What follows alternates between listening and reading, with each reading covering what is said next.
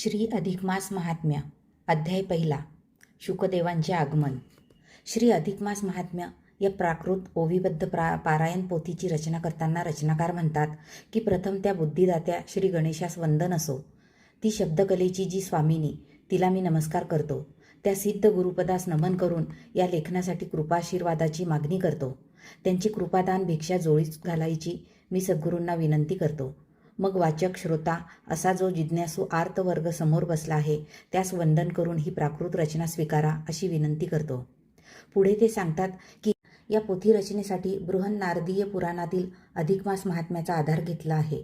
ती सर्व रचना ही मूळ संस्कृत भाषेत असल्याने सर्वसामान्य लोकांना ते अधिक मासाचे जीवोद्धारक महात्म्य सहज समजावे म्हणून मी ते मराठीत ओवीबद्ध करून तुमच्या हाती देत आहे.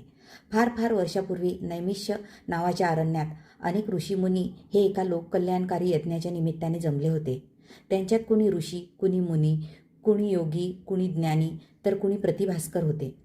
ते सर्व एकत्र जमून या कलियुगात मानवाचे कोणत्या उपायाने कल्याण होईल ह्याचा विचार करीत होते. त्यांची ती तशी चर्चा चालली असताना अचानक तिथे व्यासांचे शिष्य सूतजी यांचे आगमन झाले. सर्वांनी त्यांचे भक्तिभावाने पूजन केले आणि त्यांना तोच प्रश्न विचारला. ती लोककल्याणाची जीवोद्धाराची आर्त इच्छा पाहून त्यांना मोठा संतोष झाला. ते म्हणाले की सृजन हो, तुमच्या प्रश्नाचे उत्तर मी तुम्हास अवश्य देतो. त्याआधी मी थोडे काय सांगतो ते ऐका. मी माझा प्रवास करीत असताना हस्तिनापुरात गेलो तेव्हा राजा परीक्षित हा आपले उरलेले 7 दिवसांचे आयुष्य सार्थकी लावण्यासाठी वनात गेल्याचे समजले. मीही तिथे गेलो तर तिथे सत्संग मेळा जमलेला होता. त्या 16 वर्षाचा एक अत्यंत तेजस्वी ज्ञानी असा शुकदेव नावाचा तपस्वी आला.